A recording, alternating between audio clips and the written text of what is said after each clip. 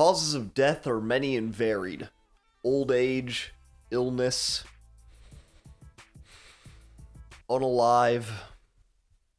But out of that long, morbid list, there's one end that people fear above all others. Death by fire. Welcome to the classroom. Fire Force Season 3 is now officially airing on Crunchyroll and Netflix as of you watching this part of the video. Shane, if this is you watching this while editing, don't get too excited, you still have to wait a little. It's not out yet, get back to editing. The Fire Force anime has been on hiatus for the past 5 years, while in the meantime the manga finished, a mobile game released, and Atsushi Okubo, the author of Fire Force, has only gotten more popular. Since 2020 until the last volume recently, Kodansha Comics and Square Enix have been re-releasing Soul Eater in hardcover copies called the Perfect Edition. I've seen in real time how this has elevated Okubo's status in the current anime-manga landscape in America, and I am so excited for Fire Force Season 3. Season 3 will be beginning with the Stigma arc. The White Clad have begun to murder those who have seen Adola and have a stigma to prove it. It may not be the new hotness or one of the longtime goated classics, it's not perfect, but I absolutely love the Fire Force anime. I love the sense of humor, unfolding plot, soundtrack, sound design, animation style, designs in general, characters, villains, and heroes. I can't do it. I can't even move. Someone protect him! Before you decide to throw your life away, ask me to help you. Save me! Protect him, Sheila!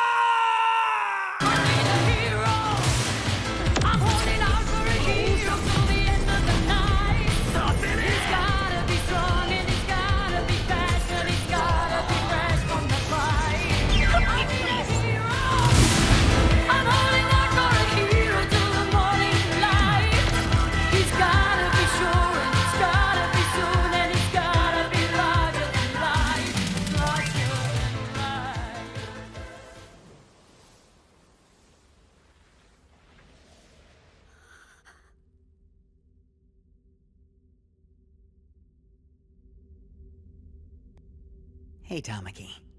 You alright? I've been rewatching Fire Force and rereading a lot of Soul Eater to prepare for the new season. I already kinda talked about the first season a couple years ago, but since my review style has changed quite a bit and I'm now ready to talk about Season 2, I'll be talking about 1 a bit while talking about 2. It'll be masterful, you'll see. The flame is the soul's breath. Fire Force Season 2 begins with a small arc of Shinra and Night King Arthur Boyle visiting Special Fire Force Company 4. I have really enjoyed the cadence of Fire Force's plot so far. When the show begins, Company 8 is very notably on their own, being established as a new branch to investigate the other companies. So, about every other arc is about Company 8 investigating one of the other fire companies, always fighting and usually coming out as allies. Company 4 is the lead training company, directly controlled by the Fire Defense Agency. Shinra and Arthur train to be fire soldiers at the 4th. We get to meet a few new side characters. My favorite, and pretty objectively the best one, is Ogun. One of Okubo's best qualities as a manga author is his ability to continue introducing recognizable characters which still perfectly fit into the aesthetic of his worlds. Ogun's design gets even better later with a power-up action scene, but what I said about Okubo's design quality is even true with the captain of the 4th, Soichiro Agu. With 3 slashes across his face and an obsession with Adola, I can't wait for him to live forever.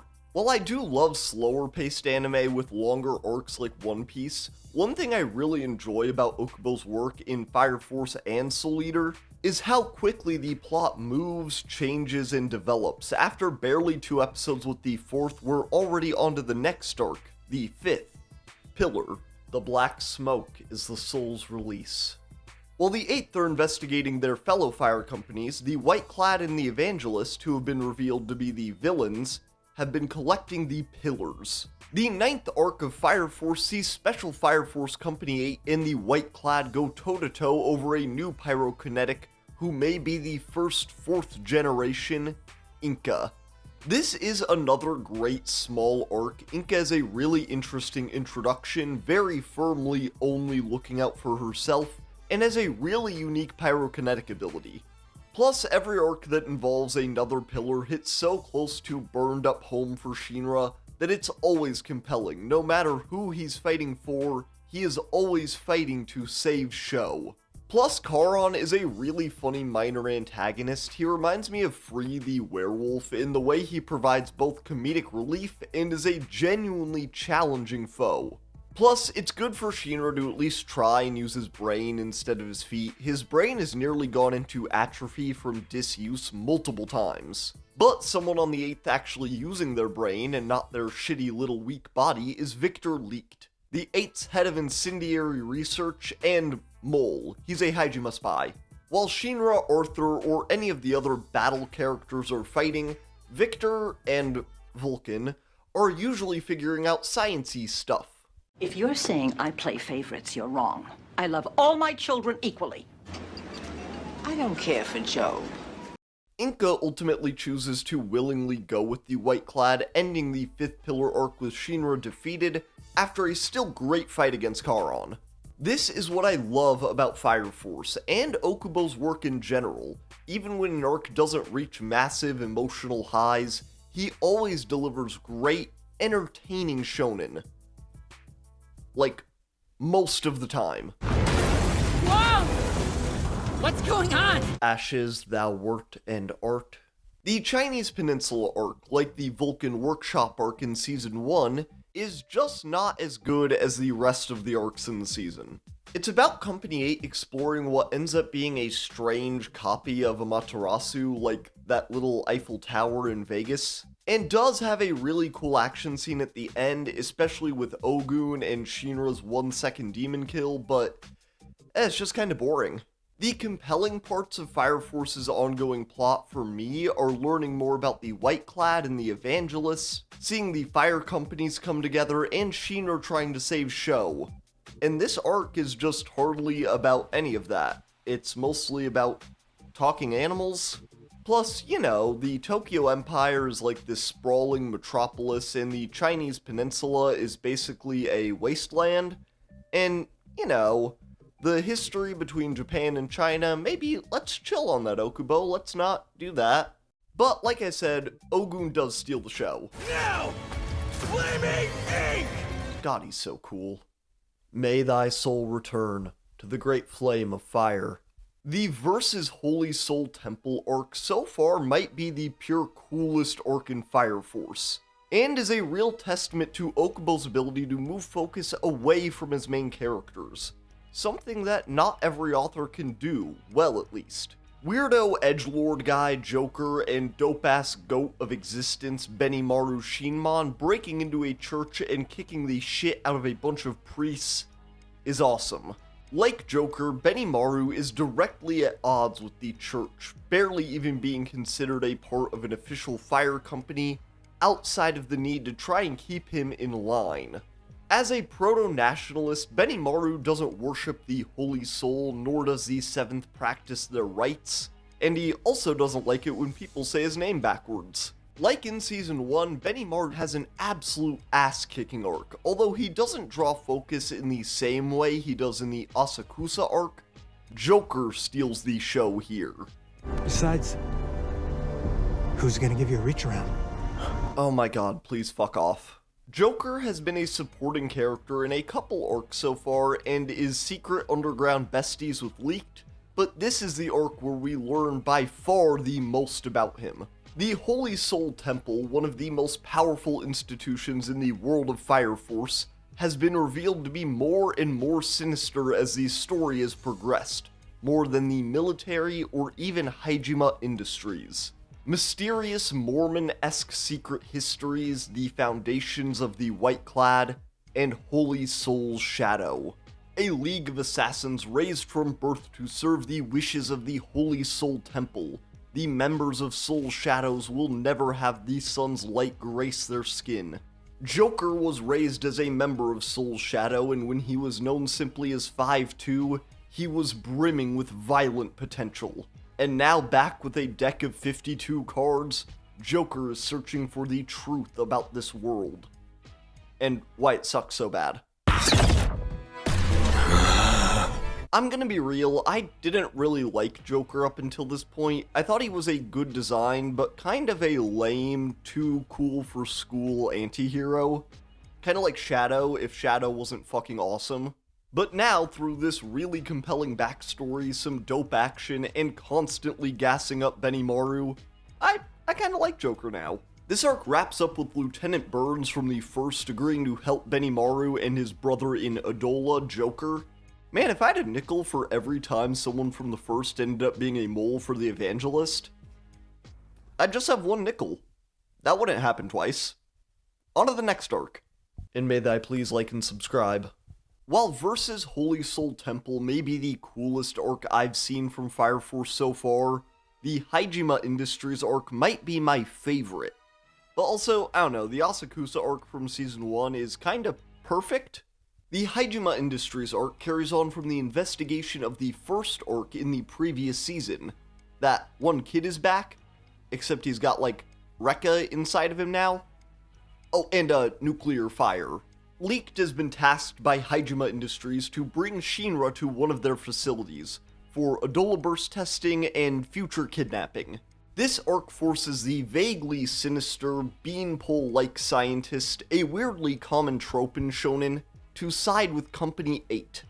That's the emotionally cool side of the arc, along with Shinra saving someone from the White Clad. Thank God it was a small boy so he could more directly project onto him. But the cool side of this arc, because emotions are for lame dorks, is Uncle Reaper. If you don't shut up, I'm going to use my Reaper chop to split your head open. God, Okubo loves Reapers. I absolutely love the power system in Fire Force, pyrokinesis.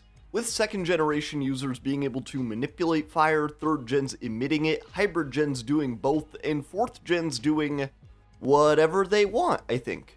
The good guys do have some cool powers. I love the Devil's Footprints, and Takahisa has one of my favorites, but the villains have the really cool ones. For the white-clad, Haumea has a really cool interpretation on mind control. Former Hajima salaryman Giovanni is a horrifying bug freak now. And current salaryman for Hajima Industries, Kurano or Uncle Reaper, wants the smoke. Kurano is the resident caretaker in Hajima Industries, strong enough to be on a real combat unit, but smart enough to know that beating the shit out of children is much more fun.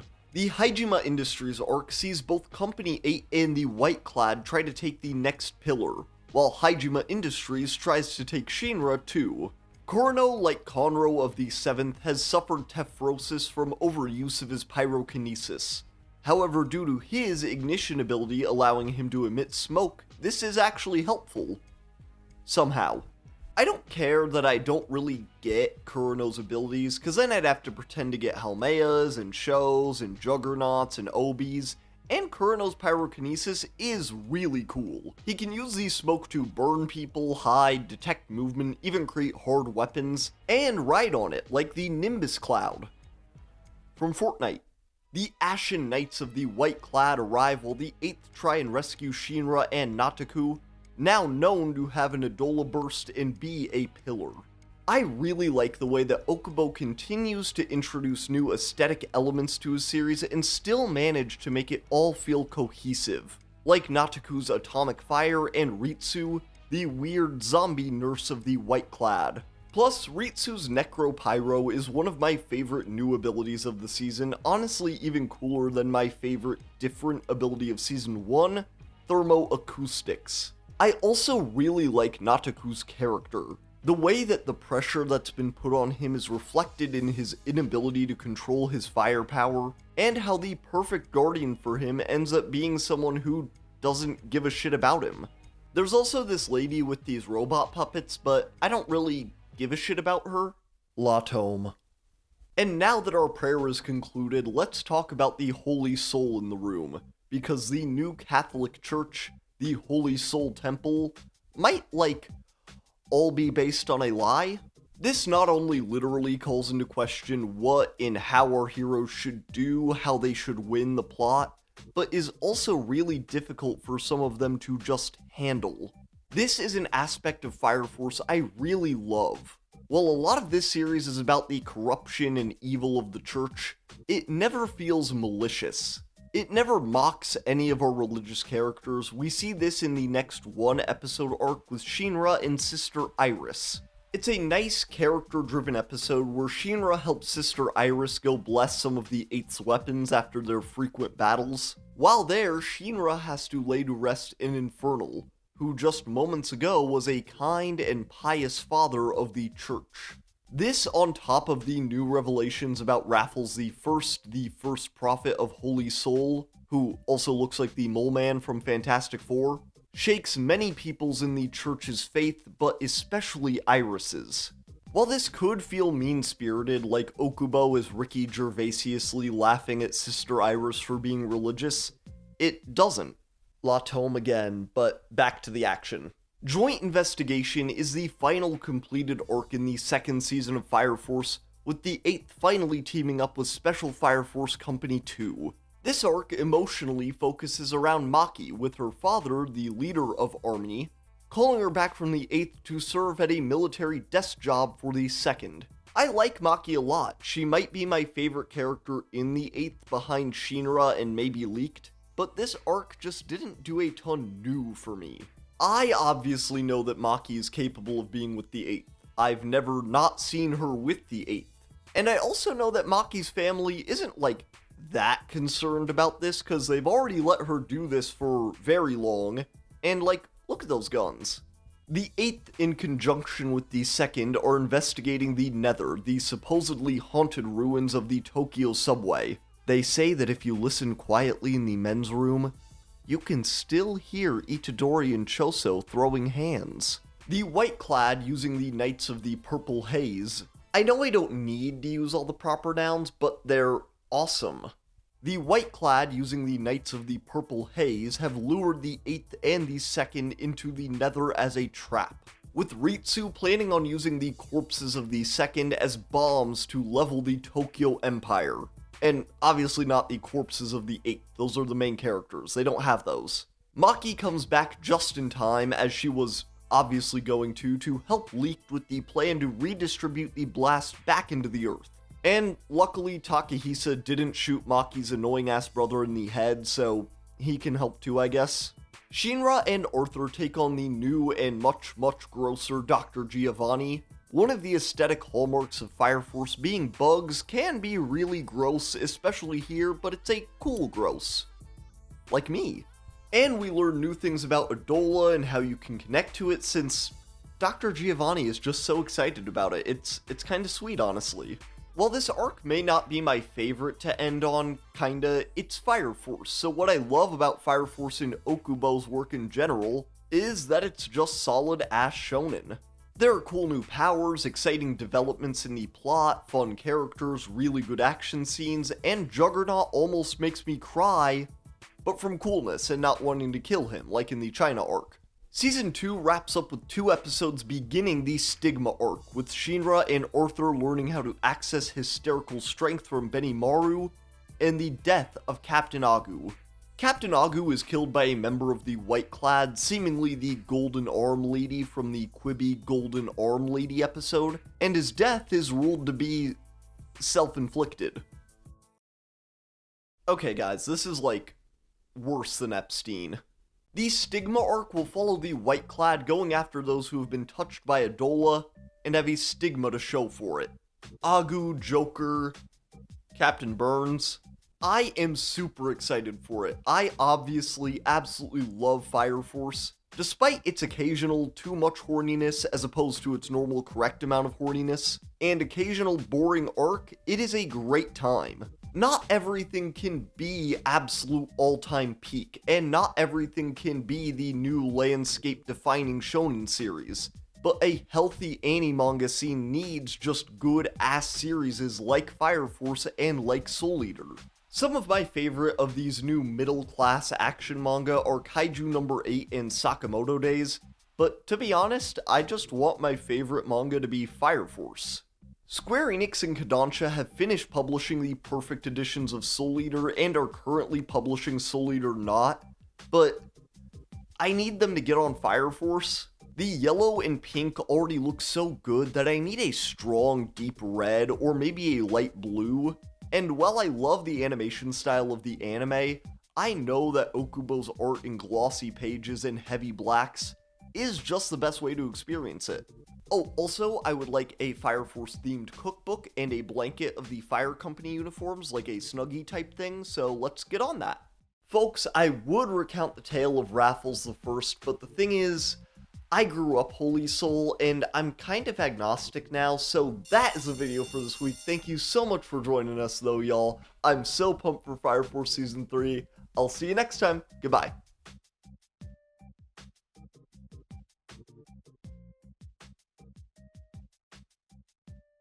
Hey everyone, thank you so much for watching that video. As always, if you made it to this point, a double thank you so much. Yeah, so Fire Force Season 3 is out today as of me filming this because it's Friday. I'm trying to upload my videos on Friday, but this one came out a little late, so, you know, we're working on it. But, let me think. I'm trying to remember everything that I want to mention this week, in this, like, end bit. First thing, Patreon. I'm gonna start uploading there more. I'm gonna start uploading every video on there, but I want to start doing more edits that, like, won't fly past copyright in my videos just at fun points. Like, in this video, I'm 99% sure already that I had to cut it out, because I used Holding Out for a Hero, but I made a really fun edit of, Shinra with Holding Out for a Hero to, like, kind of begin the video. It's at, like, what you might think of as, like, the end of the first act of the video.